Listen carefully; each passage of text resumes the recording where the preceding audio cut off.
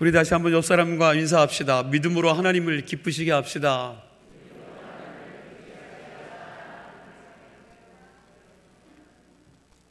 (2023년도) 우리 교회 표가 뭡니까?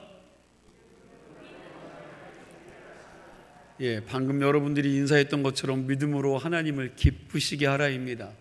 저는 오늘 이 표를 주제로 해서 설교 말씀을 여러분과 함께 나누고자 합니다. 우리 다 같이 큰 소리로 한번 23년 표를 제창하도록 하겠습니다. 우리 함께 읽습니다. 시작. 믿음으로 하나님을 기쁘시게 하라. 아멘. 바라기는 올 한 해 동안 우리의 신앙을 다시 잘 점검하고 우리가 하나님의 사람으로 하나님이 원하시는 믿음의 삶을 살아서 다윗과 같이 하나님을 기쁘시게 해드리는 2023년도 한 해가 되길 간절히 소망합니다. 우리의 신앙이 정말 하나님을 기쁘시게 해드리기만 한다면 여러분, 그 다음은 하나님이 우리를 당신의 선한 길로 인도해 주시리라 믿습니다. 2023년 한 해 동안 하나님을 기쁘시게 해드리는 신앙이 어떤 신앙인지, 그리고 어떻게 살아야 되는지, 여러분 이 믿음장인 히브리서 11장을 통해서 우리가 살펴보도록 하겠습니다. 우리가 어떤 사람의 이름을 대할 때에 언뜻 머리에 연상되는 것이 있죠. 여러분, 노예를 해방시킨 미국의 16대 대통령이 누구입니까? 여러분, 그렇게 이야기하면 우리 머리 가운데 연상되는 사람이 있어요. 아브라함 링컨이죠. 성경에 나오는 인물도 마찬가지입니다. 사랑의 사도하면 누가 생각납니까? 사도 요한이죠. 요한이 생각나셔야 돼요. 그리고 예레미야 하면 뭐가 떠오르십니까? 그렇죠. 눈물의 선지자. 여러분, 이것이 머리 안에 연상이 되셔야 됩니다. 여러분, 오늘 본문에 나오는 에녹하면 벌써 우리가 머리에 뭐가 떠오릅니까? 그렇죠. 죽음을 보지 않고 하늘나라로 승천한 사람. 여러분, 이것이 생각이 납니다. 우리 본문 5절 말씀을 같이 읽어보도록 하겠습니다. 5절 말씀 함께 있습니다. 믿음으로 에녹은 죽음을 보지 않고 옮겨졌으니 하나님이 그를 옮기심으로 다시 보이지 아니하였느니라. 그는 옮겨지기 전에 하나님을 기쁘시게 하는 자라 하는 증거를 받았느니라. 아멘.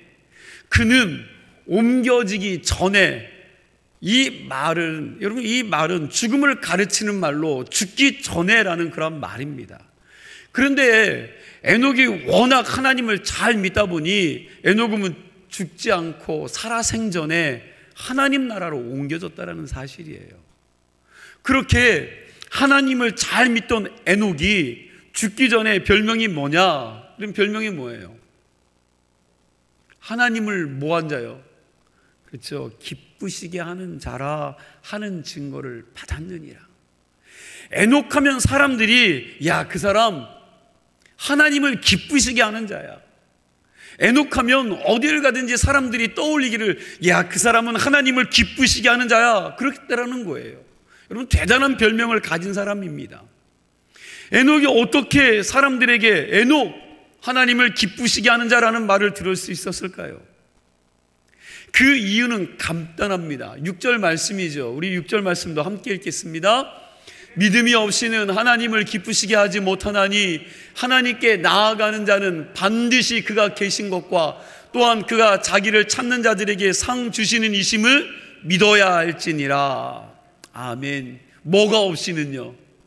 그렇죠. 믿음이 없이는 하나님을 기쁘시게 못하나니, 믿음이 없이는 하나님을 기쁘시게 못하나니 그랬는데, 이 말을 쉽게 표현하면 믿음이 있는 사람은 하나님을 어떻게 한다고요?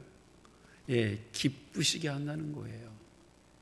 믿음이 있는 사람이 하나님을 기쁘시게 한다는 것입니다. 오늘 본문 5절 말씀도 보니까 이렇게 하나님을 기쁘시게 하는 믿음을 가진 사람에 대한 예로 에녹을 소개하는 것입니다. 그러니까 에녹은 이미 죽기 전에 사람들에게 하나님을 기쁘시게 하는 자라는 별명을 가지고 있었다라는 겁니다. 에녹은 하나님을 기쁘시게 할 만큼 믿음이 좋았는데, 에녹의 믿음이 어떤 믿음이었기에 사람들에게 그런 소리를 들었는지 오늘 본문을 통해서 묵상해 보도록 하겠습니다. 첫 번째로 살필 것은 이것입니다. 에녹의 믿음은 종말적 신앙이었습니다. 한번 따라하세요. 종말적 신앙. 종말적 신앙이라는 게 뭡니까? 종말적 신앙은 언젠가는 이 세상에 뭐가 있다고요? 끝이 있다고 생각하는 신앙입니다. 우리 인생이 영원토록 지금처럼 계속되지 않는다라고 생각하는 것입니다. 내가 지금 건강하고 튼튼하고 잘 나가고 있는 것 같지만 그러나 언젠가는 내가 이 세상을 떠날 것이다 라는 생각을 하고 사는 삶입니다. 즉 나의 인생에 끝에서부터 거꾸로 거슬러 올라와서 지금 현재를 바라보는 신앙을 종말적 신앙이라고 말합니다. 여러분, 세상에서 가장 확실한 것 중에 하나가 뭡니까? 가장 확실한 것. 우리는 다 죽는다는 거예요. 여러분과 저는 다 죽는다는 것입니다. 그러면 세상에서 가장 불확실한 사실 중에 하나가 뭡니까? 지금 내가 살아있다는 사실입니다. 지난주에 보니까 교통사고 나서 세상 떠난 사람들이 참 많이 있었습니다. 이 사람들 중에 운전하면서 내가 교통사고 나서 오늘 세상 떠날 것이다 라고 생각하면서 운전한 사람이 있었을까요? 없습니다. 어느 누구도 죽음을 생각하고 운전하는 사람은 없을 것입니다. 그러나 곧 교통사고로 죽은 사람은 이미 이 세상 사람이 아닙니다. 우리가 살아있는 것만큼 여러분 불확실한 게 어디 있습니까? 그리고 우리가 죽는다는 것만큼 확실한 사실이 어디 있습니까? 그럼에도 불구하고 우리는 내가 반드시 죽을 것이다, 그러니 이 불확실한 나의 삶을 하나님 앞에 정직하게, 겸손하게, 경건하게 살아야 한다는 이 생각을 사고하고 사는 사람들이 많지 않다는 거예요. 내가 반드시 죽을 거기 때문에 내가 하나님 앞에서 정직하게 살아야 된다, 겸손하게 살아야 된다, 경건하고 진실하게 살아야 된다는 그런 생각을 가지고 사는 사람들이 그렇게 많지 않다라는 겁니다. 그냥 자기의 삶이 이 상태로 천년만년 살 것처럼 생각을 합니다. 그러나 에녹은 자신의 삶에 대해서 종말이 있다는 사실을 분명하게 알고 오늘의 현실을 진지하게 살았던 사람이 에녹입니다. 그런데 에녹이 맨 처음부터 그렇게 살았느냐? 그렇지 않습니다. 창세기 5장 21절과 22절 말씀을 우리 함께 읽도록 하겠습니다. 함께 읽습니다. 에녹은 65세에 무드셀라를 낳았고 무드셀라를 낳은 후 300년을 하나님과 동행하며 자녀들을 낳았으며, 무드셀라를 낳은 후 몇 년을 하나님과 동행했다고요? 300년이요. 300년. 에녹이 65세에 무드셀라를 낳아 그 아들을 낳고 그 이후에 하나님과 300년을 동행하며 경건하고 거룩하게 삶을 살았다는 것입니다. 그렇다면 무드셀라라는 아들을 낳기 전에 65세 이전의 에녹의 삶은 어떠했을까요?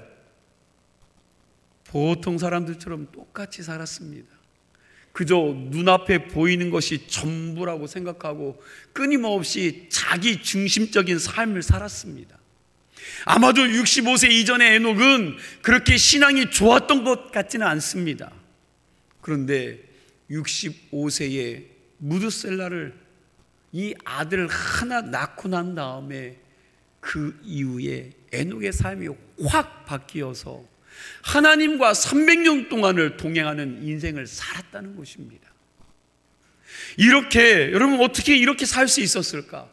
에녹이 65세까지만 해도 자기 멋대로, 제 멋대로, 자기 생각대로 되는 대로 세상 사람들과 똑같이 살았는데 그 이후에 무엇이 이 사람의 삶을 뒤집어서 하나님과 동행하는 인생을 살게 했느냐는 거죠. 아마도 전쟁을 통해서 죽을 수밖에 없었던 하나님의 은혜로 기적같이 살아나게 되었든지, 아니면 아이 낳다가 산모가 죽었든지, 큰 사건 속에서 하나님의 기적을 통해 하나님의 메시지를 들은 것 같습니다. 여기에 대해 중요한 설명이 필요합니다. 에녹의 아들 무드셀라라는 이름의 뜻은 창을 든 자라는 뜻이에요. 창을 든 자. 그 당시 고대 근동지방의 마을 입구에는 항상 보초병들이 창을 들고 서 있었다라는 겁니다. 그러니까 적군이 야간에 그 마을을 지키고 있는 보초병만 죽이면 그 마을은 완전히 기습으로 쓸어버릴 수 있었습니다. 그래서 창을 들고 그 마을을 지키는 그 사람을, 그 보초병을 죽이기만 하면 곧 그 마을은 어떻게 해요? 함락되고 멸망된다라는 사실입니다. 하나님께서 65세의 에녹에게 아들을 주셨습니다. 그리고 그 이름을 무드셀라라고 했습니다. 그리고 그 아버지 에녹에게 그 이름의 뜻을 설명했다는 겁니다. 뭐라고요? 창을 든 자, 내 아들 이름 무드셀라. 무드셀라가 죽는 그 날에 내가 이 세상을 심판하리라. 성경에 이 이야기가 나오지는 않지만 충분히 우리가 짐작할 수 있는 이야기입니다. 이 사실을 어떻게 알 수 있습니까? 여러분, 제가 여기에 대한 설명을 해드릴 테니 한번 좀 계산을 잘 해보시기 바랍니다. 암산이 빠른 분들께서는 그냥 머리로 계산하시고, 저같이 좀 숫자에 느리고 약한 사람은 좀 볼펜이 있으면 적어보시기 바랍니다. 여러분, 창세기 5장 25절부터 쭉 보니까 무드셀라가 라멕이라는 아들을 낳았는데, 그때 무드셀라의 나이가 187세였습니다. 187세. 그리고 무드셀라의 아들 라멕이 노아를 낳았을 때, 그때 라멕의 나이가 182세입니다. 자, 더하면 얼마입니까? 계산이 잘 안 되시죠? 369죠. 369. 그리고 노아가 몇 살 때 홍수의 심판이 있었습니까? 노아가 몇 살 때? 600세죠. 창세기 7장 11절을 보니까 노아가 600세 되던 해라고 성경은 말씀하고 있습니다. 무드셀라가 라멕을 낳을 때 나이가 187세입니다. 그리고 라멕이 노아를 낳을 때가 182세입니다. 그리고 노아가 600세가 될 때에 홍수의 심판이 났습니다. 이걸 다 합하면 몇이 됩니까? 969입니다. 969. 무드셀라가 몇 세 때 죽었습니까? 창세기 5장 27절 말씀 보니까 무드셀라는 969세를 살고 죽었더라 그랬습니다. 무슨 이야기입니까? 노아가 600세 되던 해가 노아의 증조 할아버지 무드셀라가 969세로 죽던 해였다는 겁니다. 여러분, 이 사실이 놀랍지 않습니까? 다시 말하면 하나님께서 홍수로 온 세상을 심판하시기 969년 전에 에녹에게 무드셀라를 아들로 주시면서 이렇게 말씀하신 겁니다.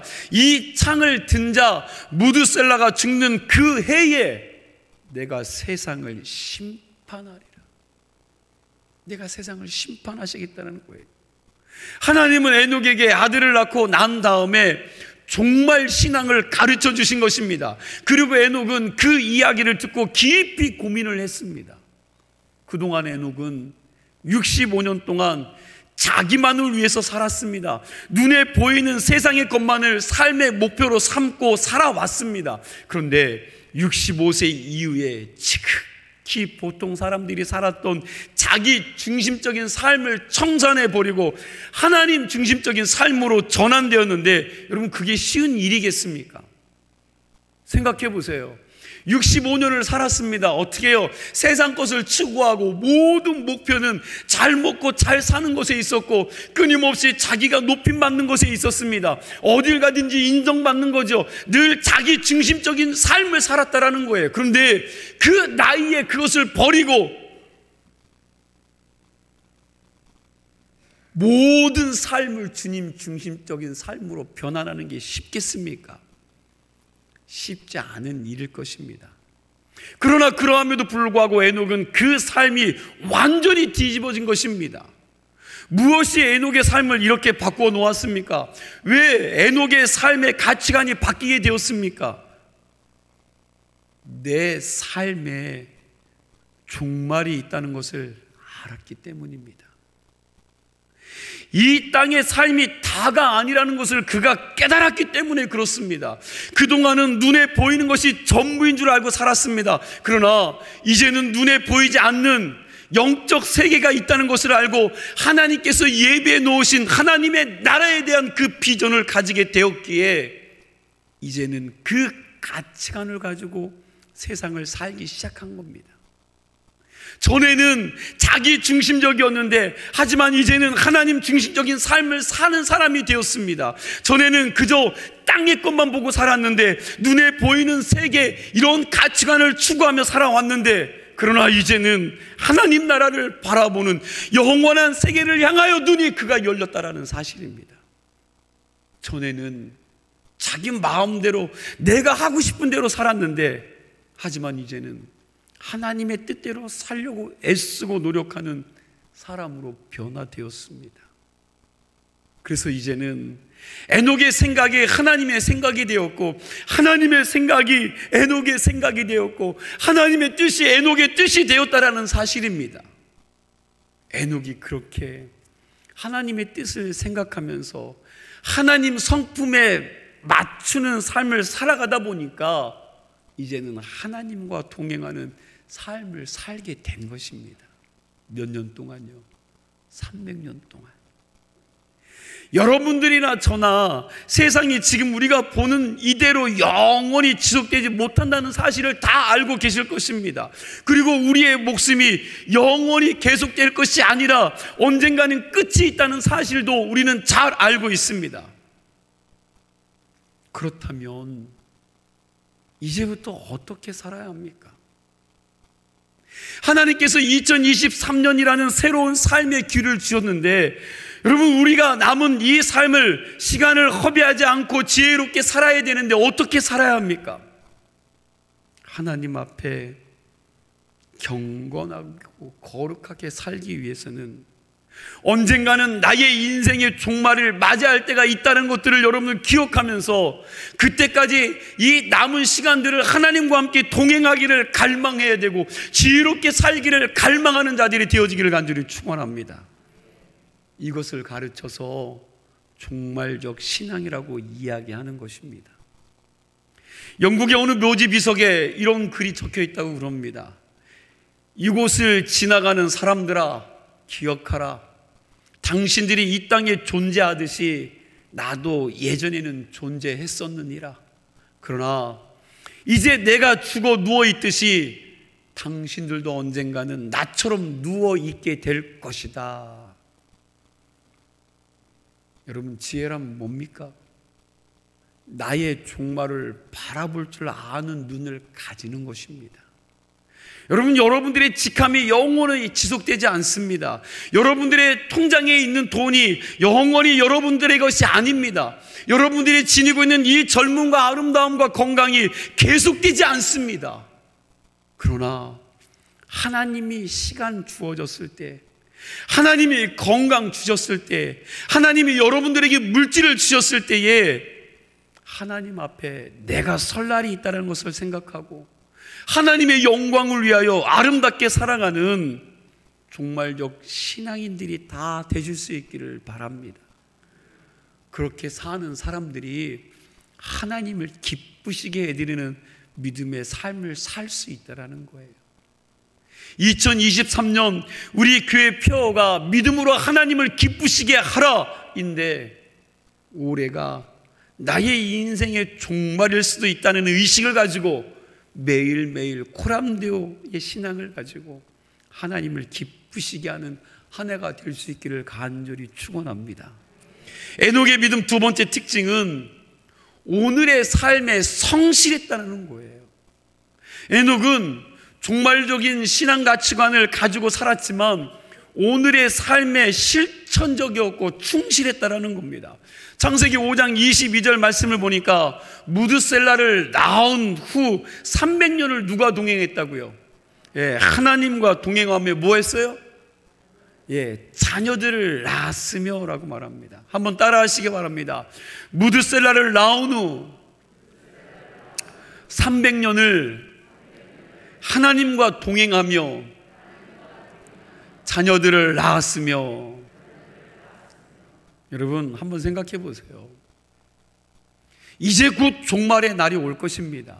하나님이 이 세상을 심판할 것입니다. 그런데 뭐하러 애 낳습니까? 그죠? 아니, 종말이 온다는데 뭐하러 애를 낳아요? 여러분 23년 전, 아니 24년 전에 있었던 사건인데 여러분 말만 하면 기억하실 거예요. 다미 선교회라는 곳이 있었습니다. 이모 씨가 1999년 몇 월 며칠 날 예수님께서 재림하시니까 사업하는 거 다 접고 부부 생활도 그만해라. 그래서 거기에 빠진 사람들이요, 이혼도 많이 했습니다. 아이들은 다니던 학교를 자퇴하고 그만두고 그 집단에 들어가서 집단 생활을 함께 했습니다. 땅도 팔고 집도 팔고 여러분 돈 되는 것들은 다 팔아서 그곳에 집어넣었습니다. 그 날짜가 되었습니다.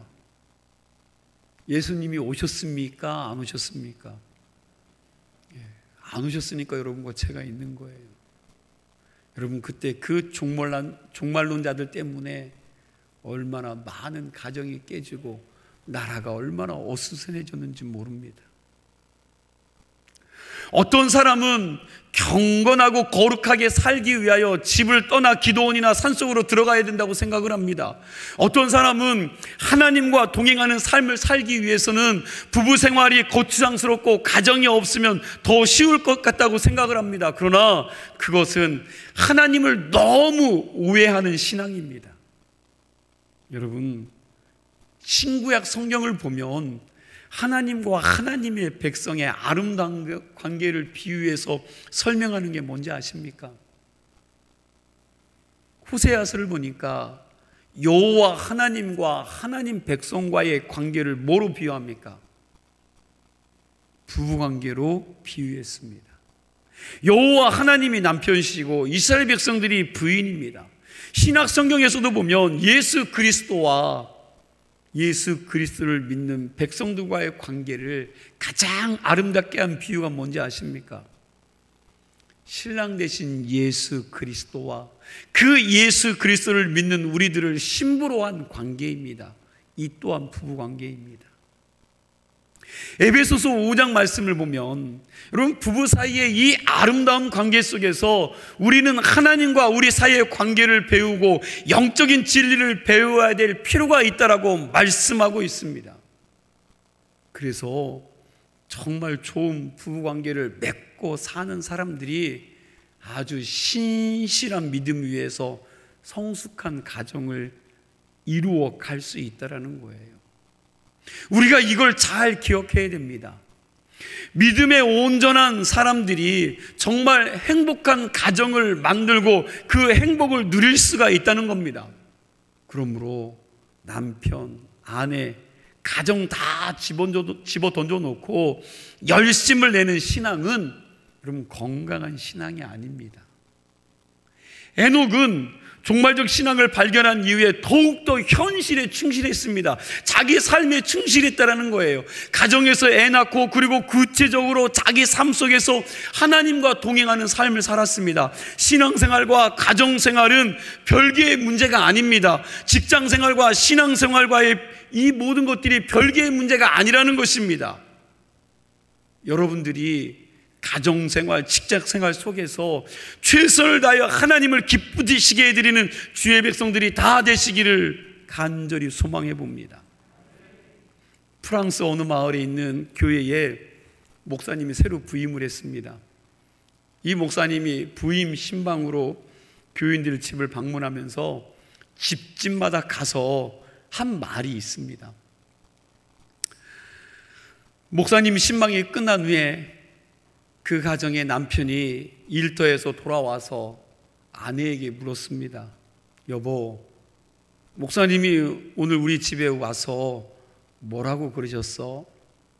그러자가 아내가 하는 말이, 목사님이 이 가정에 예수님이 계십니까? 하고 물었어요. 이 말을 들은 남편이요, 얼굴이 벌개지면서 아내에게 말합니다. 아니, 우리 집이 3대째 예수 믿는 집안이고 아주 점잖은 집안이라는 얘기 안 했어? 아내가 또 말합니다. 나도 처음에는 그렇게 말하려고 했는데 목사님이 물으신 게 그게 아니잖아요. 이 가정에 예수님이 계십니까? 하는데 할 말이 없더라고요. 아니, 그러면 우리 식구들이 밥 먹을 때 매일 식사 기도하고 성경도 본다고 큐티도 한다고 좀 얘기하면 되잖아. 그러자 아내가, 여보, 목사님이 기도하고 성경이 있느냐고 물어본 게 아니고 예수님이 이 가정에 계시느냐 그렇게 묻는데 할 말이 없더라니까요. 그러자 남편이 또 이야기합니다. 아니, 이 사람아, 우리 가족들은 주일에 예배 빠지지 않고 주일 예배 참석한다고 말하지 그랬어. 그러자 아내가 답답하니까, 아니, 목사님이 그거 묻지도 않고 이 집에 예수님이 계시냐고 묻는데 내가 할 말이 없더라고요. 여러분, 서로가 뭐 하는 거예요? 서로가 이해를 못 하는 거죠. 여러분, 이 이야기의 핵심이 뭡니까? 예배당 열심히 다니고 기도도 많이 하고 찬송도 부르는 것 같아도 정작 결정적인 순간에 예수 그리스도께서 그 집안의 주인이신가 아닌가를 묻는 거죠. 오늘 예수 믿는다라고 말하는 여러분과 저에게 복음이 있는지 없는지, 예수 그리스도가 여러분들의 삶 속에 여러분들의 주인이 아닌지 긴지를 묻는 겁니다.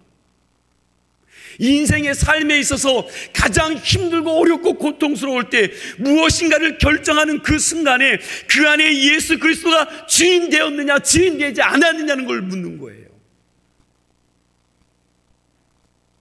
참된 신앙이 어디서 드러납니까?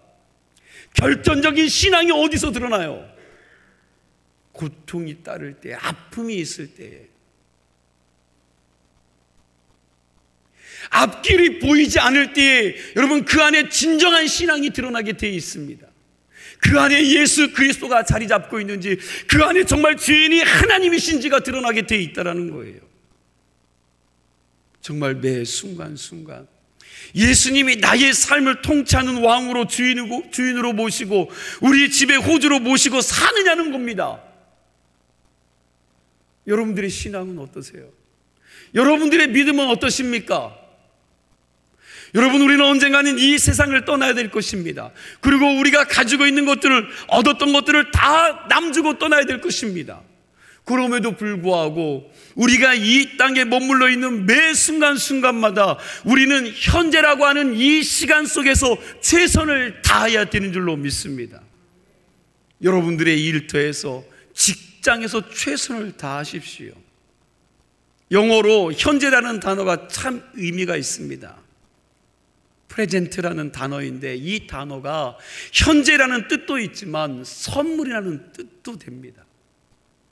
현재를 선물로 받고 이 순간을 행복하게 살지 못한다면 현재와 미래가 플러스되는 영원이라는 세계 속에서는 우리는 행복할 수 없을 것입니다. 그러니 매 순간순간 시간 속에서 하나님 앞에 성실하게 충실하게 살아가는 복된 인생이 되시기를 바랍니다. 이러한 신앙에는 분명히 하나님을 기쁘시게 해드릴 수 있으리라 믿습니다. 2023년 우리 모든 주문님 감리교회 성도들이 하나님을 기쁘시게 해드리는 믿음의 사람들이 다 될 수 있기를 축원합니다.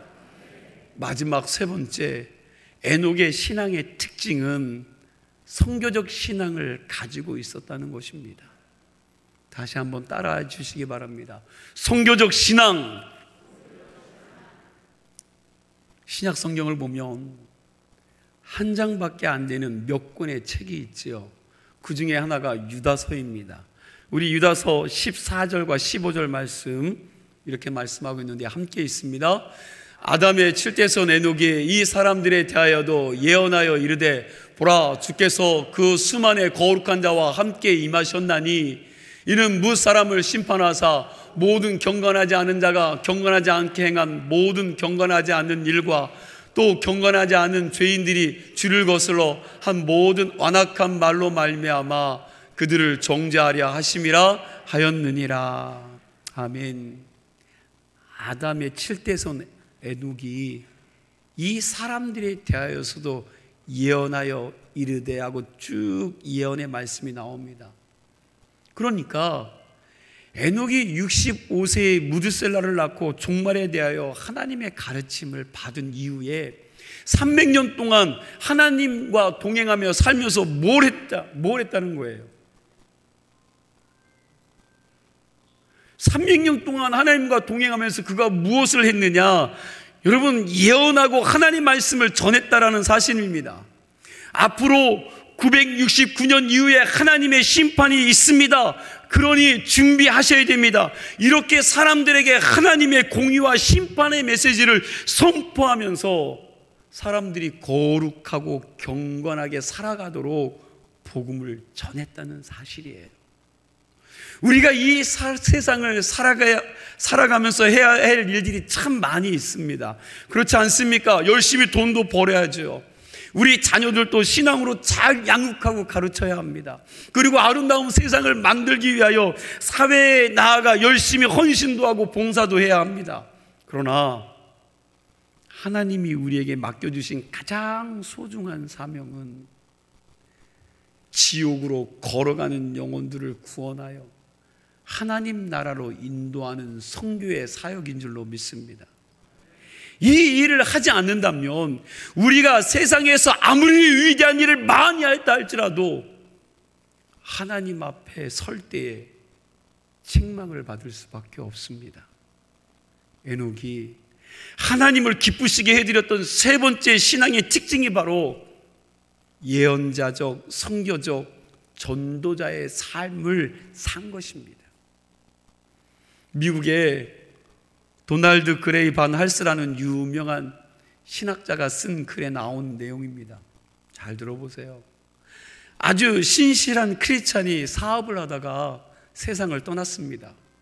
그런데 이 사람이 1년 전에 자기가 죽을 것을 생각하고 유언을 미리 써놓았습니다. 그리고 이 사람이 도널드 반 할스 박사에게 자기 장례식을 집례해달라고 미리 부탁을 했습니다. 그리고 장례식장에서 자기가 쓴 유언장을 읽어달라고 부탁을 한 것입니다. 이제 이 사람이 죽고 장례식을 치를 때 도널드 그레이 반 할스 박사가 장례를 치르면서 이 사람이 쓴 유언장을 조문객들 앞에서 읽습니다. 유언장의 제목이 내 무덤가에서 증언입니다. 내용은 이렇습니다. 지금은 나의 장례식이 거행되는 시간인 줄 압니다. 하지만 나는 이 시간을 증거의 시간으로 삼기를 원합니다. 사랑하는 내 친구 맥, 자네도 지금 내 관을 내려다보는 군중들 가운데 있겠지. 사랑하는 친구여, 우리가 함께 골프를 칠 때마다 나는 그대가 복음을 받아들일 것을 얼마나 간절히 권했던가. 하지만 그대는 내가 살아있는 동안까지 받아들이지 않았네. 사랑하는 내 친구 조지, 그대는 지금도 내 주 예수 그리스도를 거부하려는가? 예수 그리스도의 그분은 그대를 위하여 죽으셨고 지금도 그대에게 영생을 주시기를 원하신다네 하면서요 쭉 읽어가기 시작했습니다. 한 사업가, 자기의 장례식에서도 친구들의 영혼을 사랑하는 마음으로 그들을 하나님 앞으로 전도하기 위하여 유언장을 써놓았는데 이 글을 읽다가 제 가슴이 뭉클해졌습니다. 사실 교회가 존재하는 이유가 뭘까요? 그럼 120년이 넘은 이 주문진 감리교회가 존재하는 이유가 뭡니까? 높은 지위를 갖기 위해서입니까? 많은 것들을 소유하기 위해서입니까? 잘 되기 위해서입니까? 사실 교회가 존재하는 이유는 죽어가는 영혼을 구원하고 이 땅을 거룩하게 하기 위해서 교회가 존재하는 줄로 믿습니다. 하나님이 이 땅에 교회를 세워주신 것은 그 사명을 감당하라고 세웠다라는 거예요. 서로 높게 올라가려고 싸우고 치고받고 하는 것이 아니라 하나님의 거룩한 은혜의 복음을 죽어가는 영혼들을 보며 죄 가운데 빠져가는 영혼들을 보며 그 영혼들을 구원해내기 위해서 교회가 세워진 줄로 믿으시기 바랍니다. 결론을 맺습니다. 여러분, 2023년 이 한 해 동안 어떻게 사시렵니까?